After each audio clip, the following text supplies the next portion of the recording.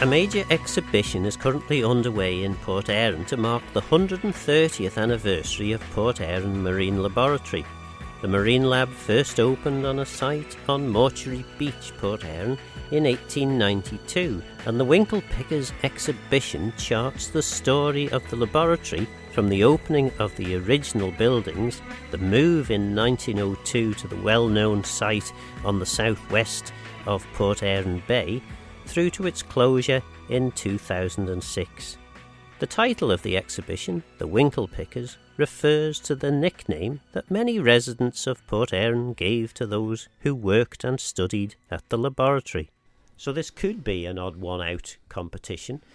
We have Hugh Davidson, who used to be a professor, and then three doctors, Peter, Duncan, Andy Brand and Jeremy Paul, all of whom have a connection to the Port Erin Marine Lab. Hugh, if you could start. I mean, are you still you're the chair of Rushen Heritage Trust? No, I'm not. I was at one time, but I was co-founder with my wife Sandra, so I'm merely a volunteer now for Rushen Heritage Trust, and this is a joint venture between Rushen Heritage Trust and the former members of the Port Erin Marine Laboratory, and we currently have an exhibition called the Winkle Pickers Exhibition, and it's on right now, and it's on from 10 in the morning till 4 in the afternoon every day, except on the Queen's funeral this Monday, and it goes on until the Sunday the 25th of September. It's a great exhibition. We're going to get over 1,000 people, tremendous feedback. I think everybody would enjoy it. And we also have a book which is only £10 and records the history for the last 130 years in a really interesting and lively way, which you might want to buy. And whose inspiration was this exhibition? Well, about 3 years ago, Duane Watterson, the Speaker of the House of Keys, pointed out that this year will be the 130th anniversary of the founding of PEML, as we call it, Port Erin Marine Laboratory. So the idea came from Duane Watterson, and I worked with Andy Brand and others, and we formed a forum of 7 of us, actually, 2 from Rushen Heritage Trust, myself and our excellent coordinator John Quirk, and then the 3 gentlemen here today, plus 2 others who can't be here today because, for one thing, there are only 4 microphones, and there were 7 of us. And those people are Dr. Richard Hartnell, who was associated with PEML for 50 years and is a leading authority on both sea and land crabs, and the ecology of rocky shores. He spent many years working for PEML in very warm places like Egypt and the Caribbean, usually in the Port Erin winter, and he has made a massive contribution to this exhibition. Then we have Dr. Roger Pullin, and he taught at PEML for a decade, and he consulted for the Asian Development Bank and the UN. He's founder secretary of the Manx Wildlife Trust, and he spent many years working in the Philippines on marine biology, and his wife is a famous TV personality there. And the other person we have is John Quirk, who is the RHT coordinator, and John did an amazing job in helping the team turn a mass of great ideas and work into a well-organised exhibition and book, working with the brilliant Tony Garland at the copy shop. And finally, and thank you to all the PEML and RHT people who volunteered to do shifts at the exhibition. They really made a tremendous difference, and we expect over 1,000 visitors. And without our 2 sponsors, the Gough Ritchie Trust and the Elizabeth Lucas Trust, without their support, there wouldn't be an exhibition.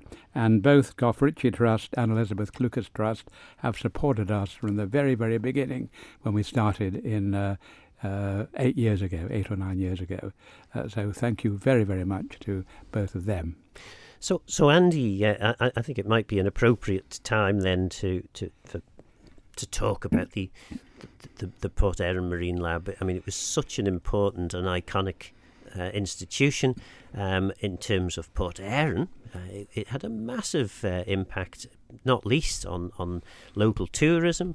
It supported the hospitality sector, and during the 16 years since its closure, we've seen quite a marked change in terms of the whole hospitality sector in Port Erin. But it had such a big impact scientifically as well.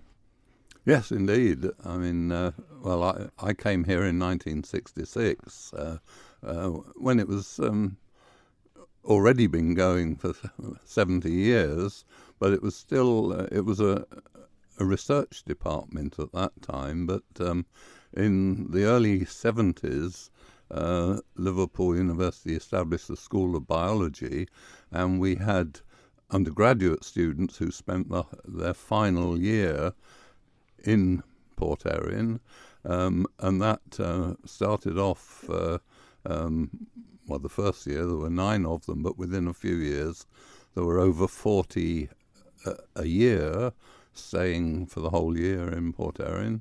The number of postgraduate students who were doing research, mostly for PhDs, the numbers of those increased, so there were over 40 of those at one time. So with the technicians and support staff, in the 1980s, there were over 100 people working down there. So it was a sizable laboratory at that time.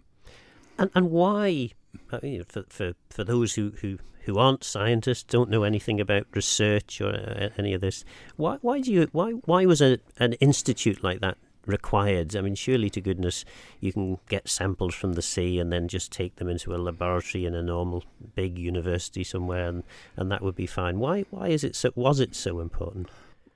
Well, it was important because it's in an excellent place to do marine biology, surrounded by different environments, sandy shores, rocky shores.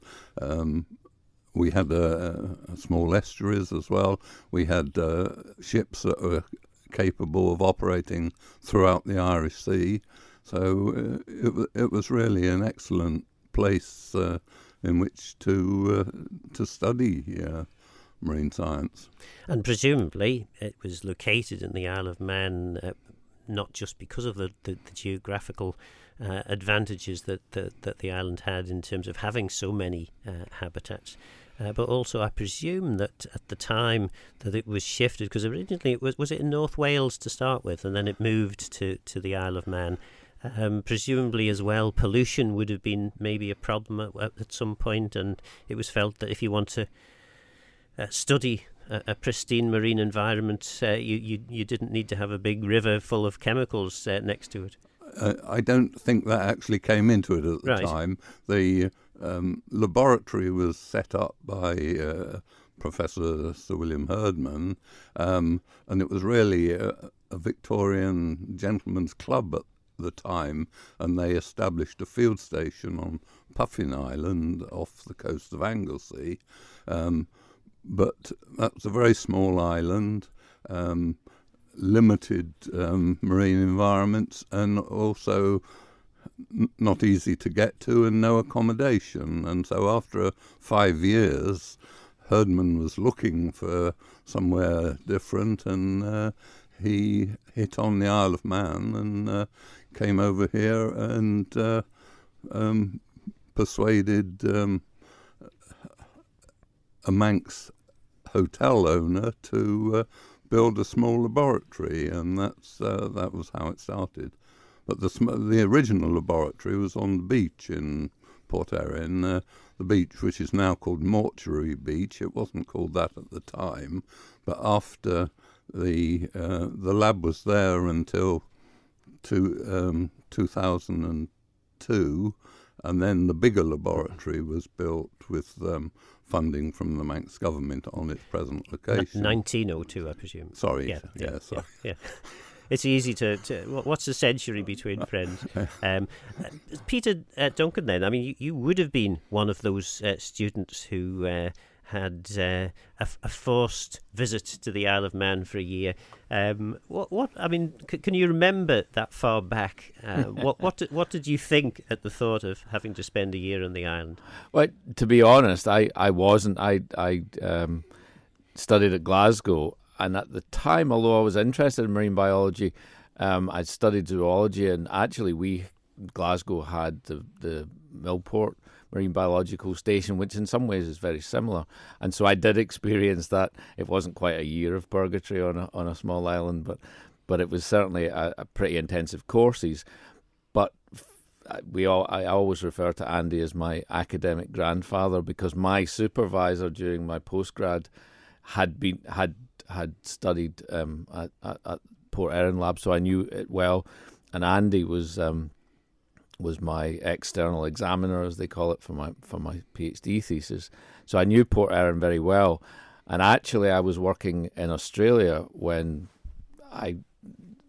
the lab was intended to close, and an opportunity came up to spend a year at the lab for the last intake of honours students, and they were seeking short-term academic appointments. And at the time, it suited me very well to come back to the Northern Hemisphere, and particularly get a chance to work at Port Erin. And so what I did experience was a whole cohort of honours students having that year on the island. and although I guess there was a sense that the lab was winding down, it really must have been a fantastic opportunity for those students. They're a very close-knit group. They worked together for that whole year. They were in an interesting environment academically, but also, socially and community-wise. So I would have envied them to do it, and being one of their tutors and lecturers, I did see that, and I thought it was a great chance for them. And in terms of the actual laboratory itself, I mean, clearly it had a huge reputation around the world, and indeed still has in many people's memories. It lives on. But what did you know about the laboratory before you came? I think it's worth asking the other guys this question, but from my point of view, because I'd always worked on scallops, the Port Erin Marine Lab was internationally known. So I, as a postgrad, went to the first of the international pectinid workshops that I was involved in. It had already been going for quite a long time. And incidentally, I'll drop a plug in here that we intend to bring that conference to the island next year. But because of my association with that over the years, the Port Erin Marine Lab was one of the foremost institutions, and again, it sort of solidified my working relationship with Andy over the years. And I think anyone who worked on scallops absolutely knew about the Port Erin Lab. But subsequently, we mentioned the Philippines in relation to Roger Pullen, and I met people there who had been taught at the lab. So a point has been made throughout this exhibition. You can pretty much go into any marine laboratory around the world, and there'll be some connection with Port Erin.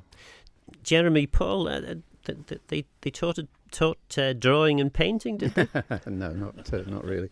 I mean, I first became aware of not only Port Erin but the laboratory when I was a 14-year-old at my school in Blackburn, and announced I wanted to be a marine biologist. And my then biology master said, "Oh, well, you need to go to Port Erin." He'd been on a field course, and he said that's the place to go via Liverpool University. So I managed to get into Liverpool. I did 2 years in Liverpool, and then came over here for my honours year in 1975. And then I stayed on to do a PhD. So when I arrived in 1975, I think we were the third intake of students. So it was just building up at that stage. And for you, I mean, had you been to the Isle of Man before? Did you know anything about it? As an undergraduate in Liverpool, you came over for 3-week field courses and that sort of thing. But I'd never been to the Isle of Man before. But I was very taken with it when I came. And back then in the 70s, we still had a thriving tourist industry. There was loads of things happening and things to do on the island, wasn't there? Yeah, but we never had a chance to do any of them. They used to really make us work for that. We did the whole course in that 3 week period. Right. So it was pretty intense. Yeah. Peter? Just listening to Jeremy, it's quite interesting that he says at the age of 14 the renown of the laboratory was known. I took a call yesterday from a woman who in 1965 visited the lab as a sixth former, and her aunt, who accompanied her at the time, was worked for I guess we'd think of it as a sixth form college or something like that in the northwest of England. And so they were regularly bringing students over, not university students, but actually school and post-school students over to the lab and having an intensive field course. And she actually said that she'd stayed at one of the hotels, and she's coming to the exhibition next week, and she's going to bring over all the information from the time. But it was interesting, the hotel she stayed in Port Erin was charging £1 a night, which in 1965 seems to be quite a lot of money. Yeah. But it was obviously it had a reputation. It was attracting people from all over the region and was actually contributing to the economy a long time ago. And Hugh, you're going to tell me that this would be a fantastic way of revitalising the tourist sector by offering hotel rooms at £1 a night. Well, it sounds a good idea to me. Yeah, yeah. A point Andy made that. Actually, we've got two former students here who did their first 2 years at Liverpool and their final year here.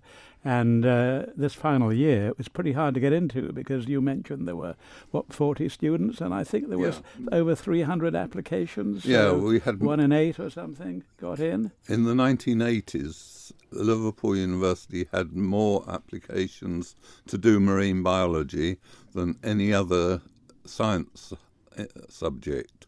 We had over 300 applications for 30 places, but in the end we ended up taking 40, and then it crept up to 44.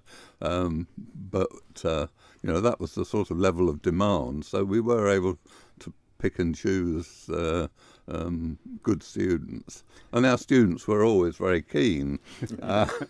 And for the students that spent the whole of their final year, it was a very different experience than being on a main campus, because they had access to the laboratory 7 days a week. They had keys to the laboratory, so they could go in 24 hours a day. So, there was plenty of opportunity to work. They were very keen. Well, after the break, Jeremy is going to help me explain my rather strange introduction about painting and drawing.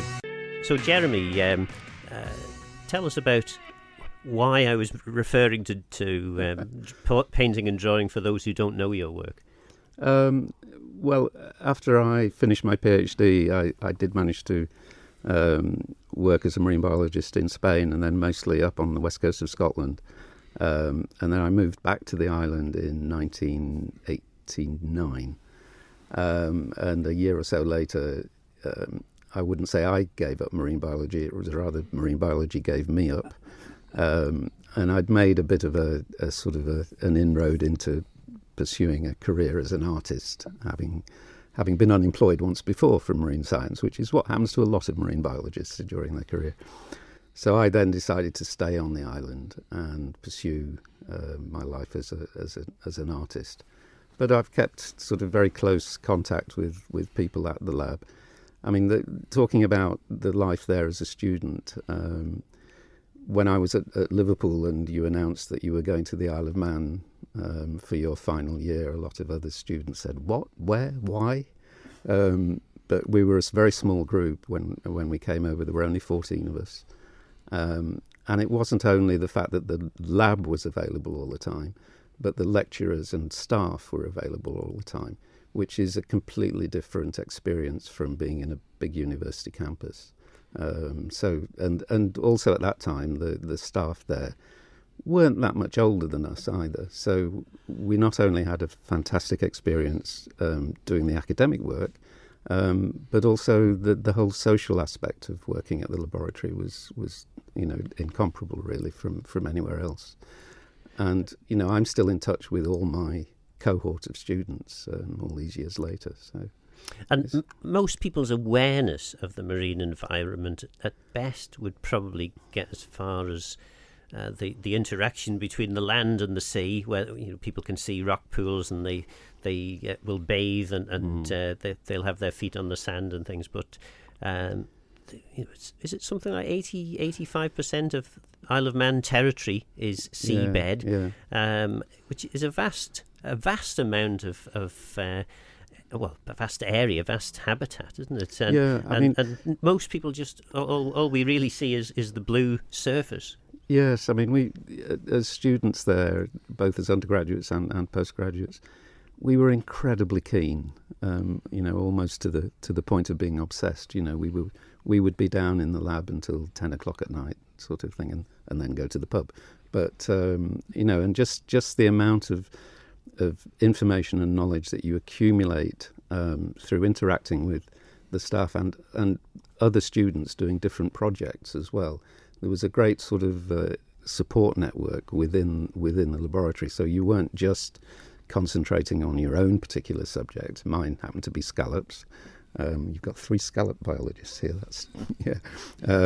But you became involved in everybody's project. You would help them out with diving, collecting samples, things like that. So it was a tremendous sort of all-round education in marine biology.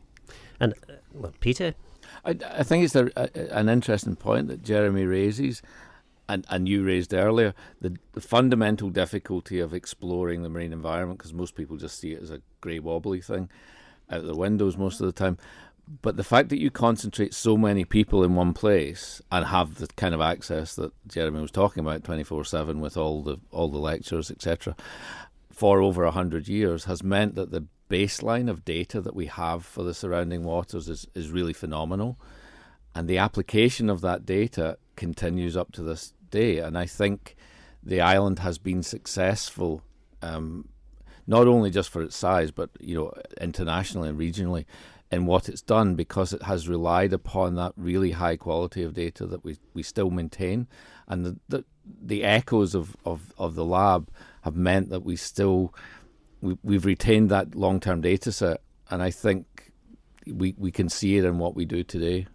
And for you, Andy, it's terribly sad, obviously, that the Marine Lab closed. You had, was it 40 years of 40 years. Yeah, as being one of the go-to scientists in relation to scallops. But the work that you did certainly helped shape some of the really big changes that we were able to introduce shortly after the Marine Lab closed, with lots more closed areas, fishermen getting totally behind the idea once they realised that actually the closed area in Port Erin had been so influential in terms of seeding the southwest, certainly the southwest, possibly the northwest of coast of the island for scallops. It was it's one of those things that the unfortunate situations of life that you do all the work and then someone else gets the credit.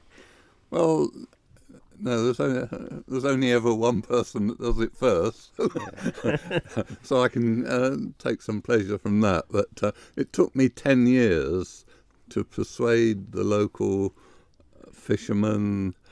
The Manx government were generally helpful, but we had to have the fishermen on board, and it took a long time to persuade them.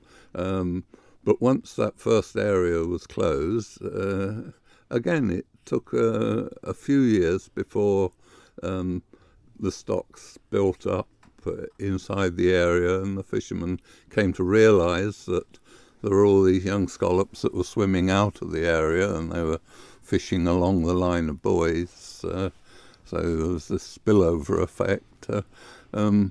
And it's a great pleasure to me to see what it's led to with, is it 10 areas now? Yeah.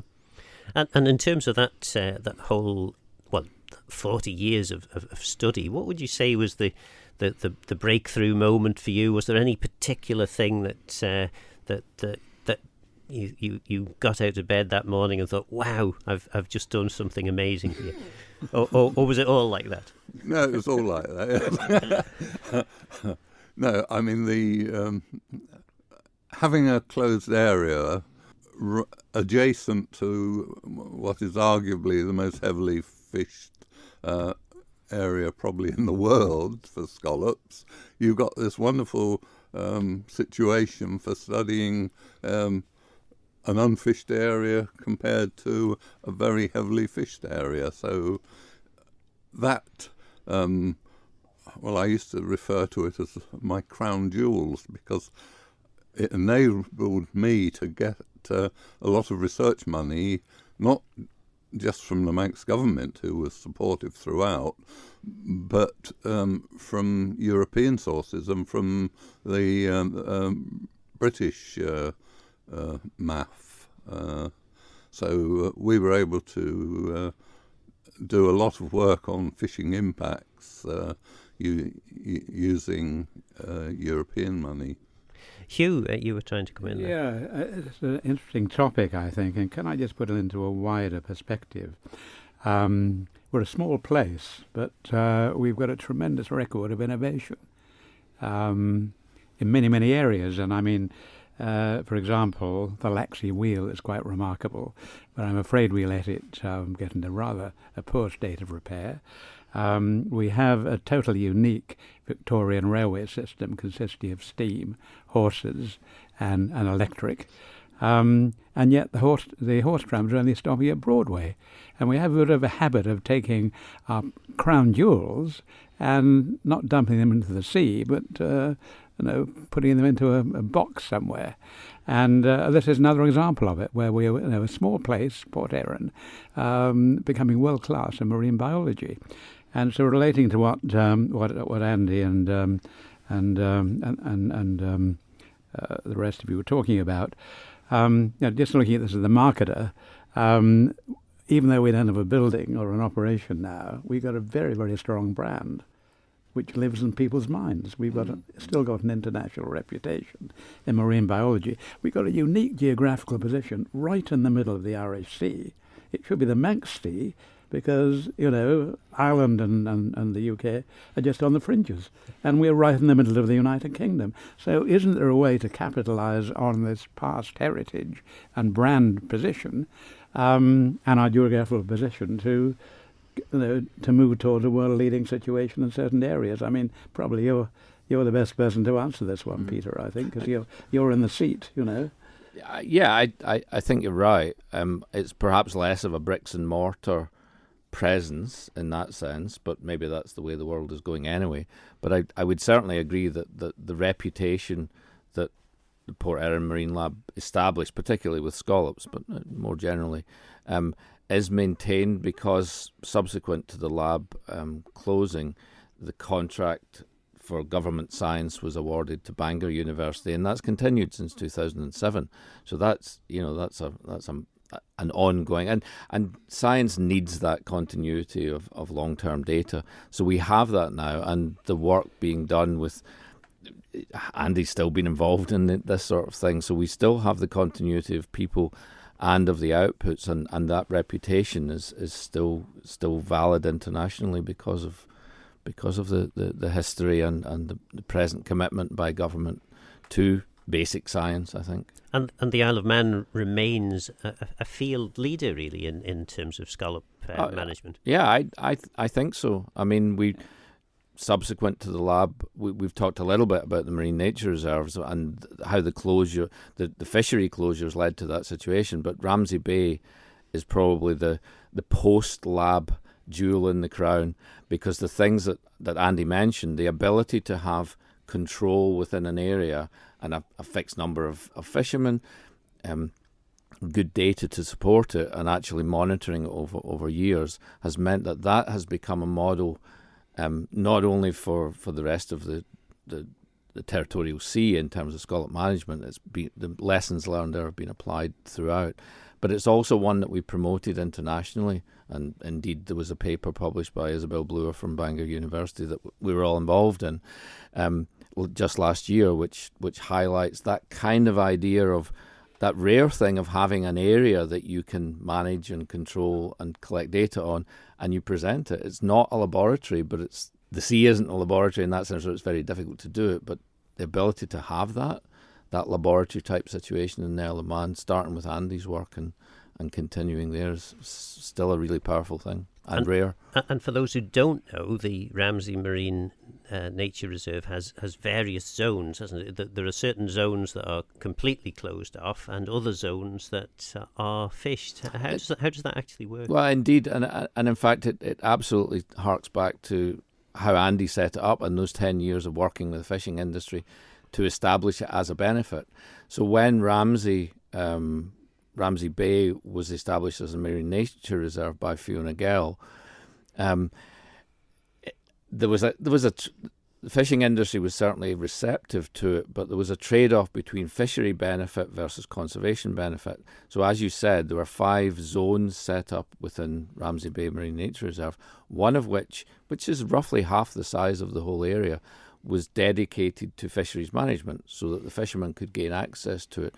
But it meant that all the other areas were protected, and the way that the fishery management zone has developed since 2013, when it became a commercial fishery again, has been so low, relatively speaking, so low impact, and the footprint of the fishery is a fraction of the whole area available, and it produces a fantastic product. And it really is that idea of taking it from basic science information to a product that actually keeps the economy going and gives some benefit to the fishing industry, who have committed to this over the last 30 years. And of course, the great thing about that is that the catch is shared out amongst the Manx Fish Producers Organisation. Sure, so everyone benefits. But the lessons learned from Ramsey Bay have been being extended to the wider territorial sea. So the ongoing work of the fisheries group in DEFA so we had a consultation on future management of the king scallop fishery recently, and it's learned lessons from all of this for over the 30 years. And we're now starting to put in place something that will sustain the local fishing industry and visiting boats for the long term, and that's a rare thing around the coast, and it is absolutely traces its roots back to the Marine Laboratory and Andy's work. I would like just to say that we have 3 scallop biologists here, and we've had all this conversation about scallop fisheries and fishing impacts and closed areas, but I wouldn't like people to think that was all that happened at the lab, because the Port Erin Marine Lab is world famous in a lot of other fields. Fish cultivation, marine fish cultivation started in Port Erin.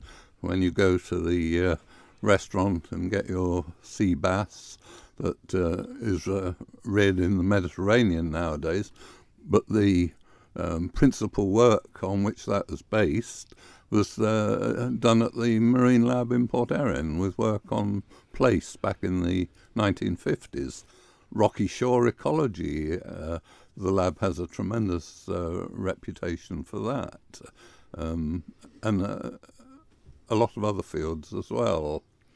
And in terms, Andy, of the relationship that you would have had with fishermen, I mean, one of the reasons why it's so important to have fishermen working with you is because they're out there all the time, and there are lots of them, whereas protection vessels or indeed scientists are few and far between in comparison. So you need to work with fishermen. Oh, indeed, yeah. But it's a at best a tense relationship, would you say? Well, yes. I think fishermen are there to make money, and so they view everything through that sort of lens. And you have to persuade them that what you're doing is going to be beneficial, and that in the end they're going to benefit from it. And of course, when things are working well, the scientist is the best person in the world. When they're not working quite so well, then perhaps it's a different story. Jeremy, you were trying to come in there. Well, I just wanted to sort of emphasise the the wide range of subjects and expertise that came out of Port Erin. In the exhibition, one of the most interesting photographs to me is there's a photo of the 1976 postgraduate football team, and it's a motley-looking bunch. I'm in it as well. But within that photograph, which is about a dozen people, there's a Fellow of the Royal Society, which is the highest accolade in science, and he's a neurobiologist. There's the director of the Marine Biological Association of the UK. There's a director of the Natural Environment Research Council, and there are 2 or 3 university lecturers in marine biology. So the range of people that came out of Port Erin Marine Laboratory who've gone on to tremendous things. So yes, we've talked a lot about scallops and fisheries, but across the whole subject of marine biology, and people branching out from marine biology to other things. And so many people, as you say there, who were at the Marine Lab, subsequently fell in love with the Isle of Man and found ways of continuing to work here.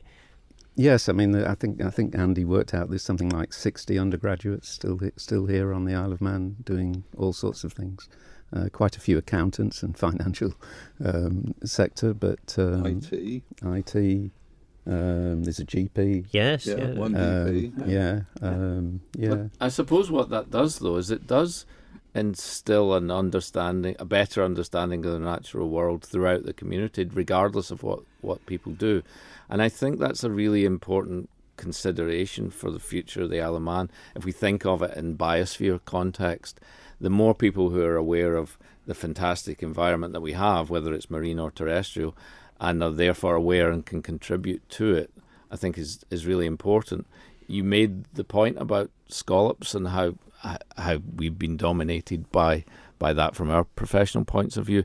But actually the idea of general marine biology having data on what lives in our local environment, and the fact that the closed areas are more than just fisheries, they meet our requirements for biodiversity conservation, and everyone understands really that a good quality marine environment supports not just fishery production and the commercial side of it, but actually everything else, whether it's whales, dolphins, seals, porpoises, and all of those reasons that people come to the Isle of Man to experience an ecotourism adventure, if you like. And of course the other element that your department is looking into at the moment, blue carbon, carbon capture, which not only can kelp forests, they can capture carbon, but they can also, at least in some part, reduce the impact of waves crashing in on the shores. So, absolutely. So again, it comes back to that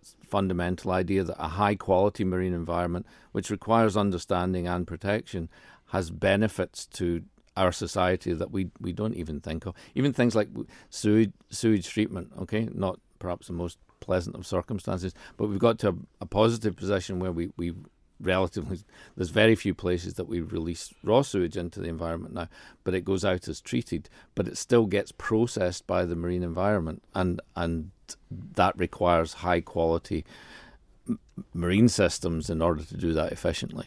Jeremy? Well, it's just, one of the other things that people are very aware of at the moment is microplastics in the marine environment, and the work on that started at Port Erin. So, it's been a world leader right across the board in marine science. Just coming back to a couple of points Jeremy made about the atmosphere of working there and how exciting it was. And I've taken part in many teams, some with academics, and generally speaking, working with academics isn't necessarily a particularly pleasant experience because they all have their own agendas and they tend to be nitpickers and so on. And I must say that John Quirk and I have found it a great experience working with our 5 colleagues, because they really work as a team and they help each other. They've got a sort of common objective, no personal agendas. So it's been a great experience, and also a very amusing experience, because they're all very clever people, but they're also rather amusing people. So in all our various meetings, we had an occasional pint of beer and so on, we had a lot of laughs, didn't we, along the way? But could I just link that to the community and social contribution of the PEM students, in football, cricket, cabaret, and everything else? Would one of you like to elaborate on the social context, John Slynn and people like that? Well, when you have a lot of young people, young energetic people, they need things to do to let off steam. So sport is an obvious thing, but the other more intellectual pursuits were, we used to give lots of lectures to all the women's institutes in the Isle of Man and the Probus clubs and things like that. So there was a lot of interaction with the local communities. And of course, at one point, the aquarium, Yes. which that was certainly my first introduction to Port Erin Marine Lab, was as a very small boy, going and looking at octopuses and things like this, and being amazed by it all. We used to record the numbers of people coming through the aquarium, and one year there were 43,000. Now, maybe that wouldn't be enough to sustain a modern aquarium, but for the Isle of Man, it was a very super thing to do on Sunday for families on wet Sundays. And it is quite bizarre, really, isn't it, when you think, going back to that figure of 85% of the territory of the Isle of Man is underneath the sea. And we've just got nothing really on the island. A few information boards perhaps, and this fantastic exhibition.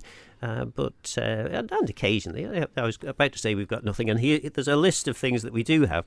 So the day that's organised by the Wildlife Trust and various others, where people have the opportunity to look at wildlife in the various tanks and things that are there. But yeah, we really don't celebrate the fantastic biodiversity under the sea that we have. I think that's actually one of the points. The Manx Wildlife Trust Marine Weekend is one of the relatively few ways you can show people what's down there, because it's a really difficult place to work in or to explore. There is world-class diving around the island, but it still ends up it's a limited number of people that can do it. So it is a constant challenge to find new ways of doing it. And we saw a few years ago Blue Planet and high definition photography and things like that are certainly ways of doing it. But it does remain a slightly, the sea is a mysterious and an attractive place for students to try and work in. But I guess for most people it's a bit inaccessible, and it's a challenge for sure. And just before we started this recording, there was a sighting of a minke whale just outside of the Douglas Bay here. And imagine an animal that big wandering up and down the hills on the island. Everyone would be wanting to look at it. Absolutely. And it's actually commonplace at this time of year, because the herring shows come inshore, and Andy might want to talk about that, because the reason he came to the Port Erin Marine Lab was not for scallops, it was actually for herring. And he has some great stories about going out on the herring boats and the herring hogs, as it were. But actually, my role currently in relation to the marine nature reserves is to say to people, okay, if you want to see minke whales, then go to Marine Drive between October and November every year. And so long as the herring come, then the minke whales will come. And that can then be built into things like tourism, and say, well, if you want to come and see that, then that's the time to do it. But there is, again, it requires data, and people like Whale and Dolphin Watch to collate that data, but we have it and we can promote it as best we can. And so it does make the marine environment a bit more accessible. Jeremy? Well, I just wanted to say that I find it very sad that children at the secondary schools and primary schools on the island, very few of them go down onto the shore as part of their curriculum during school time. You've got this fantastic marine environment all the way around the island, and yet it's not included in, you don't do nature walks and things like that, which what started me off interested in wildlife and the environment. From primary school, very few of them get a chance to go down and be shown what's there. Herring spawning, Andy, I seem to recall, I can't remember what, you'll know the time of the year, but Annie and myself, we were out at Scarlet and just down on the shore there, and all of a sudden there was just loads of these tiny little things hopping out of the water, and later I discovered it was tiny herrings that were there. But tell us about herrings, because again, when I was relatively young, probably about 7 or 8 years old, I remember hundreds and hundreds of barrels stacked up on the quay in Port St Mary, and then within a couple of years it had all disappeared. Yes, I mean, there is a Manx stock of herring that spawn off the coast between Langness and Douglas, sort of 7 to 11 miles offshore, and they spawn there from early September to the end of October, really. But the herring appear in the Isle of Man every year in June on the west coast, where they come to feed. So the fishery for hundreds of years has been on the west coast early on, and then as the season progresses, the fishery moves south and then round to, following the shoals round to the east coast for spawning. But then the herring is unusual in that it lays eggs that stick on the seabed. That's fairly unusual for a commercial fish. Most of them have planktonic eggs, but they stick on the seabed, but when they hatch out, the larvae float up into the plankton and get carried over to the English, Cumberland, Lancashire coasts, and some years to the bays of southern Scotland. And then we still, I think, don't really know what happened to them in the first 2 years of their life. They stay in the Irish Sea, but they only really gather for spawning in June. But the fishery in the 70s built up.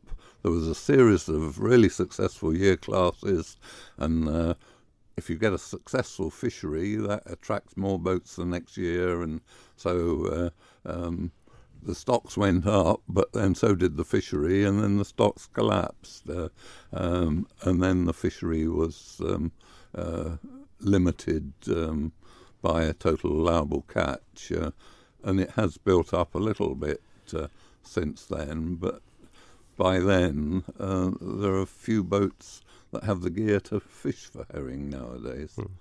Well, sadly, believe it or not, we are drawing towards the close of the programme. Hugh, a final word. What can you tell the listener if their interest has been piqued by the programme? How much time have they got left to go and find out about the exhibition? Not very much. Time is racing on, and the exhibition is open until Sunday, the 25th of September. It's closed on Monday, the day of the Queen's funeral. Otherwise, it's open from 10 o'clock to 4 o'clock in the afternoon. Sometimes we have refreshments, and we'd like to thank Pam Crow for doing that. And it's at St Catherine's Church Hall, just by the church in Port Erin. And many of the people who are coming in from outside Port Erin, we've had tremendous feedback, quality feedback, and we're going to get well over 1,000 people, and more are welcome. And finally, I'd just like to thank all our volunteers, because we have 4 shifts a day, or 4 people a day, and a lot of the Pembrokeshire people and Russian heritage people have manned the exhibition for a full 3-hour shift, at the same time as also manning Russian Heritage Centre. So it's been a bit of a challenge, but it's been taken up successfully by all our volunteers. So thank you so much for that. And by the way, excellent book as well, which has all the pictures of the exhibition, 93 of them, I think. No, 326 photographs in that book. Right, 93 posters and 326 photographs. So a very exciting book, which is the only record, and it only cost £10. It's a bargain. It was a great tragedy that such a well-respected institute had to close in 2006. I hope you've enjoyed listening to Winkle Pickers, Peter Duncan, Andy Brand and Jeremy Paul. But for now, I'm Phil Gorn. Thanks for listening.